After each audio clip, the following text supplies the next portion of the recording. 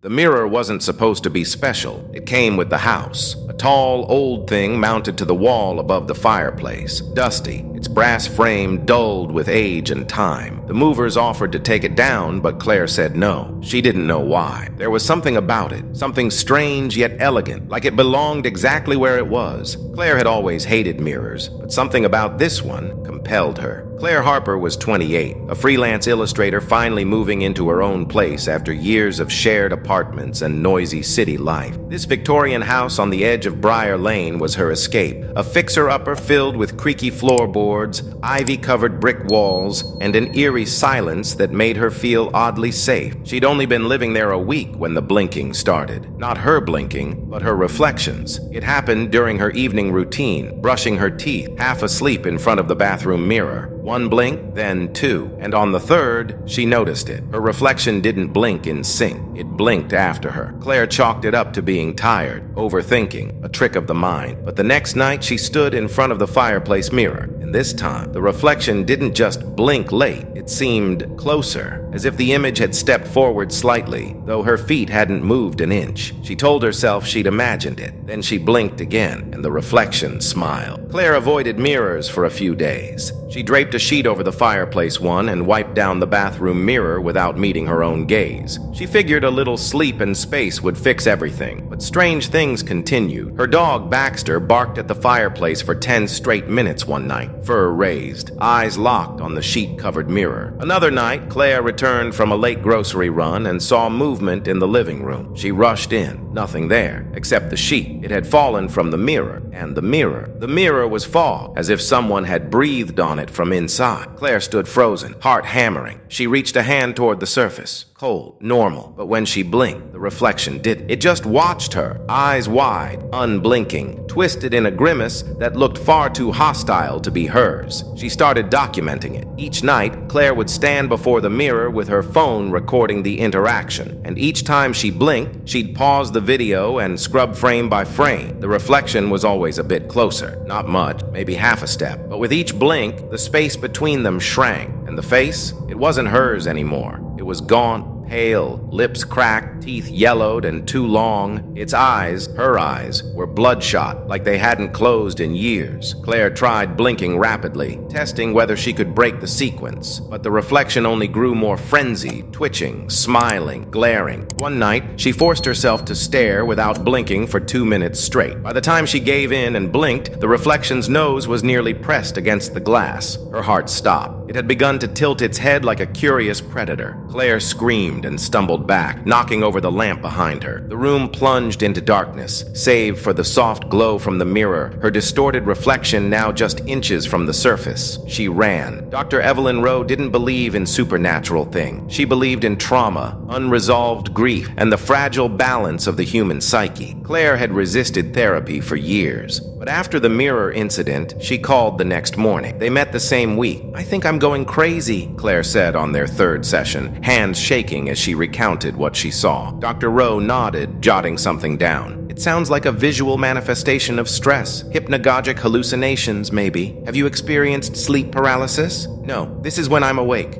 I recorded it." Claire handed over her phone, but the videos showed nothing strange, just her blinking, expression normal, reflection unchanged. She wanted to scream. Dr. Rowe smiled gently. "Maybe it's not about what the mirror shows, but what you fear it might show." Claire stood, defeated. "I'm not afraid of mirrors. I'm afraid of what's inside this one." It was on the fourth Friday when Claire found the photo. She had decided to explore the attic, a low, dusty crawl space above the second floor. Amid boxes of forgotten furniture and moth-eaten books, she discovered a portrait leaning behind an old trunk. It was a painting of a man, tall, severe-looking, dressed in 19th century fashion. His eyes were cold, mouth expressionless. At the bottom of the frame was a brass plaque, Edgar Mallory, 1843-1881. He saw too much of himself. Claire's stomach turned. Later, she Googled the name. Edgar Mallory was a reclusive painter who died in that very house, his body discovered in front of a shattered mirror. Reports claimed his face had been mutilated beyond recognition, yet there was no sign of forced entry, just blood and glass, and a final painting of a mirror reflecting nothing at all. Claire tried staying at a friend's place, slept on their couch for 2 nights. No mirror, no blinking incidents. But on the 3rd night, she saw it in the window, her reflection's face twitching, snarling through the glass pane. It shouldn't have followed. That's when she realized it wasn't the mirror, it was her. She'd let something in, or woken something up, and now it was watching through every reflective surface. Sleep-deprived and barely functional, Claire bought 6 bottles of eye drops, a case of caffeine pills, and blackout curtain. She kept every reflective surface covered. Even her phone screen was kept dim and facing down. She avoided blinking at all costs, but her body rebelled. Eyes stung, her head throbbed. Hallucinations danced in the corners of her vision. The distorted reflection had grown arms longer than they should be, and sometimes she could hear it, raspy breathing echoing from within the mirror at night. She knew it was close, just one blink away from crossing over. Claire set up a final camera, one that recorded her sleeping. She wanted proof, or closure, or both. The footage started normally. She lay in bed, twitching occasionally. Then, at 2:17 a.m., she stirred and turned toward the fireplace. Her eyes opened. The sheet had been pulled back. She blinked once, then again. On the 3rd blink, the mirror darkened. A hand pressed against the inside of the glass, fingers long and clawed. Claire, in her sleep, began to smile, but her lips didn't move, just her reflections did. At 2:19 a.m., her body levitated off the bed by 2 inches. Blood trickled from her tear ducts. Her eyes remained open, staring, unblinking. When Claire watched the footage the next day, she vomited. At the very end of the video, frame 12812, her reflection stepped out of the mirror, and Claire didn't. No one has seen Claire Harper since that night. The house remains empty, locked by the city for safety reasons. Rumors swirl online. Urban legends, TikToks, horror channels recounting the Mirror Blink house on Briar Lane. But late at night, the neighbors swear they still see a light flicker inside. And if you stand just right at the window and squint past the curtain, you might see a pale, twisted face staring back from behind the glass, waiting. A realtor named Simon Carter unlocks the front door of the Briar Lane house. A couple behind him follows excitedly. It's a bit old, but full of charm. Even comes with this antique mirror, original to the house. They admire it briefly. The wife smiles. Beautiful piece. The husband leans forward. Creepy. He chuckles and blinks. The reflection doesn't. It just smiles.